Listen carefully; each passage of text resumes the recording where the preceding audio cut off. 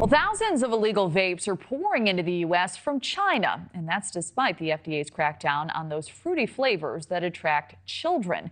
The number of e-cigarette devices in the U.S. has exploded to more than 9,000 since 2020. That's according to data obtained by the Associated Press. And now the mayor of New York City has announced he's filing a federal lawsuit against 4 major distributors, and he's vowing to make them pay. The lawsuit accuses them of violating a host of city, state, and federal laws.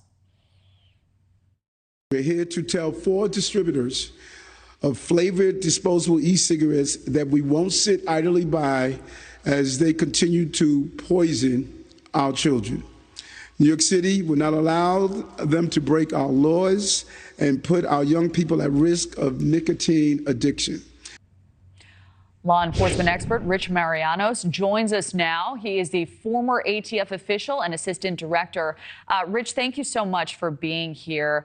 Why do you believe this is such a monumental step, if you do? Well, thank you so much for having me. And I have to applaud New York because they're taking action against predatory behavior by Chinese organized crime aimed at our kids. Now there's a plan in place. There are RICO predicates involved in this criminal complaint. They're actually going after organized crime. They're just taking advantage of our kids, our schools, our law enforcement. And it's really an epidemic that needs to be addressed that's been ignored for a long, long time by the FDA. Do you believe other states are falling behind? And if so, how? Well, California especially is probably the worst of all of them.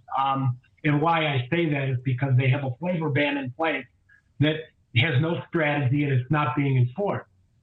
What I kind of find a little foolish is we have Governor Newsom saying that California leads the way, and he's consistently trying to put his political agenda on all of it. And this is not a direct indictment on him, but his policy. When you have zero strategic plan going after some of this stuff, and the majority of the wholesalers are still being licensed in California, and Chinese organized crime and counterfeiters are bringing it in, you can't say one thing and be such a hypocrite on the other.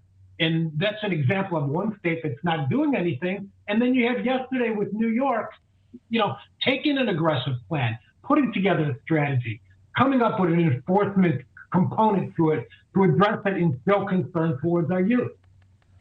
So every month, and I know you know this, hundreds of new varieties of disposable e-cigarettes are popping up in the U.S. How does the FDA even begin to keep up with this? Well, one, they have to have a plan and they have to bring real law enforcement to the table. And we cannot just rely on local police, but we have to use code enforcement officers, liquor enforcement officers, those that go into the shops, that can go into the convenience stores to begin to enforce these violations and take these things off the shelf. This needs enforcement. It doesn't need warning letters. And right now, the FDA is doing a great job sitting behind the computer and sending out warning letters when they need to enforce. Enforcement works. It's been working in this country since its inception, and it needs to be brought back into play in this arena. So speaking of enforcement and getting to the source here, the Associated Press got data from the analytics firm IRI, and it says more than 5,800 disposables are currently being sold in U.S. stores. That's up more than 1,500% from 356 disposables in early 2020. Almost all of them coming from China. So how can the U.S. control what comes from China? As you know, tensions between the two countries are already high. Well, we need to disrupt it right from the beginning, is going after the ports where it's coming in and do a better job of inspecting what's coming through and disrupting. We're not going to completely devastate the marketplace. There's a demand for it. It's like prohibition. When there's a demand, people are going to find a way to get it in. But we need to do a better job of making it more difficult, of getting it into our ports, across our borders, and creating a different mechanism for these organized crime elements to get it in. That, along with an enforcement component at the shops and the stores at the distribution points, will begin to close the marketplace down. And that's what needs to be done. If it's not available, it's harder for the kids to get their hands on gummy bear tricks. Like I'm holding in my hand Escobar.